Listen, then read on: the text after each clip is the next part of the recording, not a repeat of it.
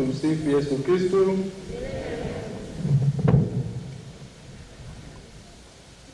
Wapendwa taifa la Mungu, tumekusanyika hapa kama ambavyo imekwishaelezwa kwa ajili ya mambo makubwa mawili.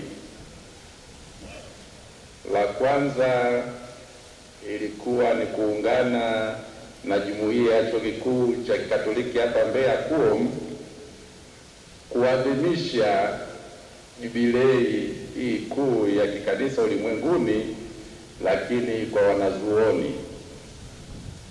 Katika maadhimisho ya mwaka huu ya jubilei, makundi mbalimbali yanaalikwa kujitengea siku maalum kwa ajili ya kutafakari maisha yetu ya kiroho, safari yetu ya kujenga uhusiano na Mwenyezi Mungu. Na tukataarifiwa kwamba jumuiya ya Chuo Kikuu cha hapa KUOM mmeipanga siku hii ya leo muweze kufanya maadhimisho ya jubilei hiyo.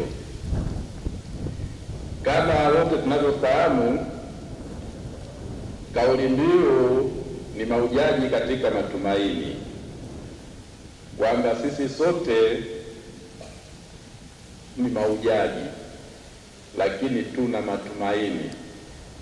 Na tumaini letu ni nani? Ni Kristo.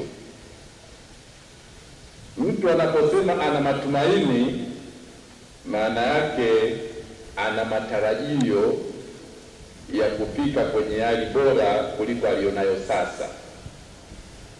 Kwa hiyo sisi tunaposema ni mahujaji katika matumaini, kuna ubora na uzuri mkubwa zaidi ulioko mbele yetu ambao tunajua tutaufikia. Sasa tunaufikiaje? Tumaini letu sisi ni Kristo, na ndio maana hata ukiangalia ile nembo ya mwaka jubilei inaonyesha mahujaji wakiwa katika safari, mbele yao wanaongozwa na msalaba. Msalaba ishara ya Kristo, ishara ya ushindi dhidi ya dhambi na mauti. Kwa hiyo wapendwa, tunapofanya jubilei hii kwa sisi wanazuoni, lazima tufahamu kwamba kuna mahali tunapopaswa kusimama ili tuweze kusema tunasafiri katika matumaini. Na mahali penyewe kama nilivyosema, tunasimama na Kristo. Mtakumbuka Kristo alipoteswa na kuuawa msalabani, wanafunzi wake walipoteza matumaini. Na hata ukifuatilia simulizi la wanafunzi wa Emmaus katika Injili ya Luka sura 24, walikuwa na matumaini wanarudi tena kijijini. Yesu alipowaendea na kuwauliza, mnazungumza nini njiani wakati mnaondoka? Walikunjia uso kidogo wakanuna, lakini kati ya maneno aliyomwambia wanasema, sisi tulikuwa tuna matumaini na yule Bwana wetu Yesu Kristo, lakini viongozi wetu wamemuua. Walikuwa na matumaini yakapotea. Lakini Yesu akamwambia, huyo mnadhani ameondoka, bado yuko pamoja nanyi, na huko kukata tamaa kwenu atakumaliza. Nadhani wasomaji wa maandiko matakatifu mnajua jinsi simulizi la Emmaus lilivyoishia kwa furaha baada ya Yesu kujitambulisha kwao. Kwa hiyo tunapoadhimisha jubilei ya mwaka wa matumaini, tunaalikwa na kanisa sisi wenyewe tuwe mashuhuda wa matumaini. Ishini mkijua ushindi dhidi ya dhambi na kifo upo, na tumewezeshwa na Bwana wetu Yesu Kristo. Lakini nyinyi wanazuoni ni miongoni mwa Watanzania wachache mliofikia kiwango hiki cha elimu hapa nchini kwetu. Sasa tangu nimeondoka kwenye mambo ya taaluma hizi za kidunia, sina takwimu za karibuni, labda tutauliza maprofesa. Sasa hivi asilimia wa Tanzania wenye elimu za juu, wenye degree ni wangapi? mnafika wenye degree ya 20% ya Watanzania. Nadhani bado tuko kwenye 10 na kitu labda. Katika milioni 60 unaweza kupata Watanzania milioni 20 wenye degree za chuo kikuu. Hawajafika bado. Pengine tuko milioni 10 au milioni 5. Tena ni degree ya kwanza tu. Ukienda masters, najua hata masters wapika hata milioni 5. Kwa PhD inaweza milioni 1 naweza kuwa mnahangaika kuifikia. Kwa hiyo nyinyi ni miongoni mwa Watanzania wachache mliojaliwa na Mwenyezi Mungu kuweza kuwa na kiwango hiki cha taaluma. Na kwa sababu mko wachache na mmefikia hatua hii ya juu, mmebeba matumaini ya watu wengi.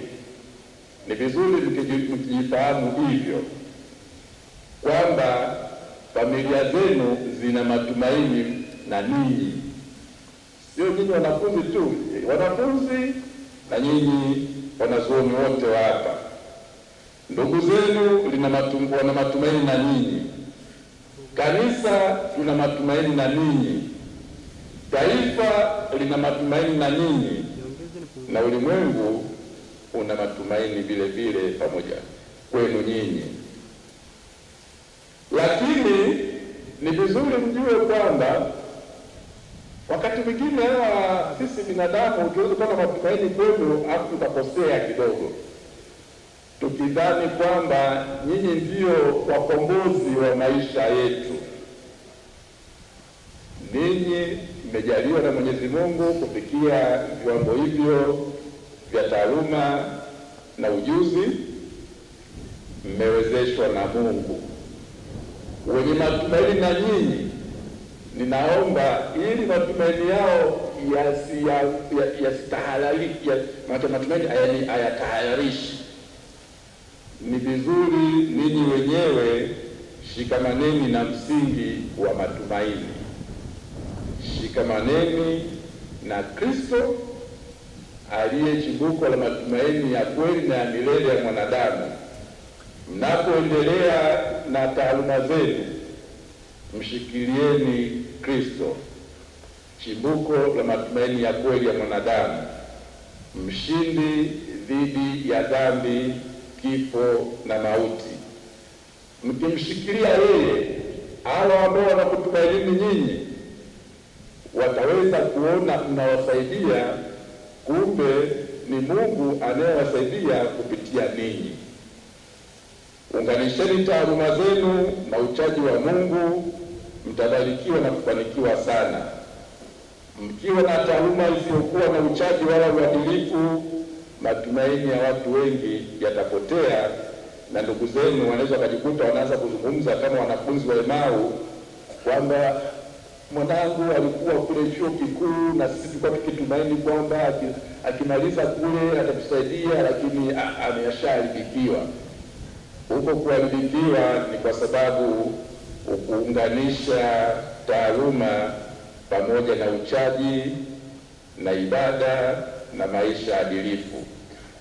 Kwa hiyo wapendwa, kipindi hiki cha Jubilei ni wakati wa kustawisha maisha yetu ya kiroho, kimaadili na kiutu, tunapoendelea kujipatia taaluma na ujuzi mbalimbali katika vyuo vyetu hivi vikuu.